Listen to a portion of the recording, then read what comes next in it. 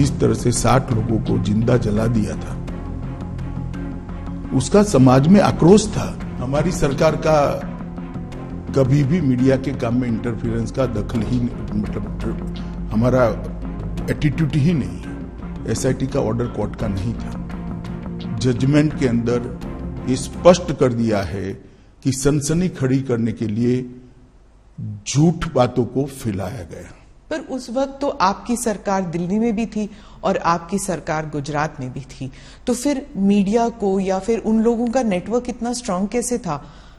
हमारी सरकार का कभी भी मीडिया के काम में इंटरफेरेंस का दखल ही मतलब हमारा एटीट्यूड ही नहीं है। ना उस वक्त करा था, ना आज कर रहे हैं। परंतु उस वक्त जो इकोसिस्टम बनी थी, वो इकोसिस्टम ने एक झूठ के पुलिंदे को इतना हवा बनाकर जनता के सामने खड़ा कर दिया कि इसकी इन्फ्लुएंस में सभी लोग थे। शायद कोर्टें भी होगी। अगर सत्य था तो फिर एसआईटी की क्या जरूरत थी? एसआईटी में आज मैं आपको सत्य बताता हूं। एसआईटी का ऑर्डर कोर्ट का नहीं था। एक एनजीओ ने एसआईटी की मांग करी।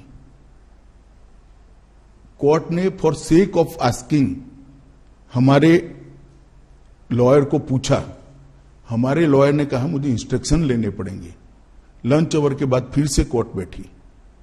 हमारी सरकार ने कह दिया कि हमें कुछ छुपाना ही नहीं, तो एसआईटी बने, हमें क्या आपत्ति है। It was consented decision.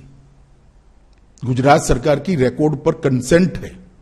Court ने अपने जजमेंट में भी लिखा है कि एनजीओ की मांग थी, गुजरात सरकार ने कंसेंट दी है। हम बहस कर सकते थे, मगर क्यों करें? क्योंकि हमें कुछ छिपाना ही नहीं था। आज जब जजमेंट आया है तब तय हो गया है कि जजमेंट में लिखा हुआ नाम मैं बोलता हूं। एक पुलिस अफसर का नाम दिया है, एक एनजीओ का नाम दिया है और कुछ पॉलिटिकल एलिमेंट्स का नाम दिया है।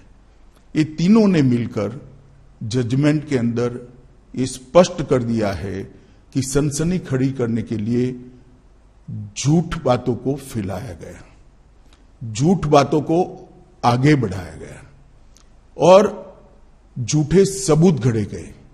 एसआईटी को जो जब जवाब लिखवा रहे थे तब भी उनको मालूम था कि ये झूठा जवाब है, जिसको एसआईटी ने भी बाद में कोर्ट के सामने रखा कि ये झूठे जवाब थे और वो जानते थे कि झूठे। आज कोर्ट ने स्पष्ट कर दिया कि सरकार ने दंगा रोकने के लिए भरसक प्रयास किए।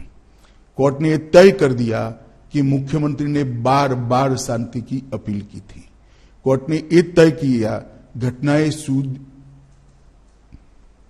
मतलब ट्रेन जलाने की घटना के बाद जो दंगे हुए वो सुनियोजित नहीं थे, स्वप्रेरित थे।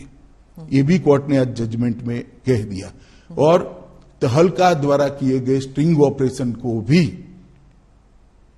कोर्ट ने खारिज कर दिया, क्योंकि इसका आगे पीछे का पूरा फुटेज जब आया तब मालूम पड़ा कि स्ट्रिंग ऑपरेशन पॉलिटिकली मोटिवेटेड है। सेना को बुलाया नहीं गया इतनी देर तक, 3 दिन नहीं बुलाया गया। आज सुप्रीम कोर्ट ने कहा देयर वाज नो डिले।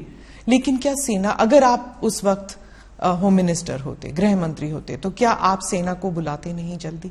नहीं, जहां तक गुजरात सरकार का सवाल है, हमने कोई लेट लतीफी नहीं करी थी। जिस दिन गुजरात बंद का ऐलान हुआ उसी दोपहर को हमने सेना को बुला लिया था। सेना को पहुंचने में थोड़ा समय लगता है। आप हमारा हिसाब मांगती है, मांगना भी चाहिए, मुझे जवाब भी देना चाहिए। परंतु मैं क्लियर कर दूं, जहां तक गुजरात सरकार का सवाल है, 1 दिन की भी देरी नहीं की है। रिकॉर्ड बहुत स्पष्ट है, कोर्ट ने भी इसको अप्रिशिएट किया है। परंतु दिल्ली में सेना का मुख्यालय है, दिल्ली में इतनी सेना है, जब इतने सारे सिख भाइयों बहनों को मार दिया, 3 दिन तक कुछ नहीं हुआ। कितनी एसआईटी बनी? हमारी सरकार आने के बाद एसआईटी बनी। कितनी अरेस्ट हुई? इतने सालों तक सिख नरसंहार में विपक्ष की सरकारें रही, कभी अरेस्ट नहीं हुई। और वो लोग हम पर आरोप लगा रहे हैं पार्शियलिटी के।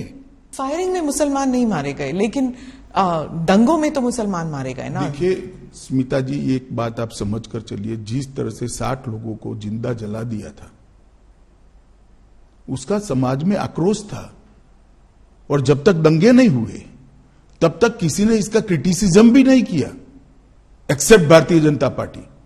कांग्रेस पार्टी का एक भी स्टेटमेंट, पार्लियामेंट चल रही थी उस दिन, किसी ने दुख भी व्यक्त नहीं किया कि 60 लोगों को जिंदा जलाने की घटना का आप भर्त्सना भी नहीं करोगे, निंदा भी नहीं करोगे। इतनी बड़ी वोट बैंक पॉलिटिक्स होगी।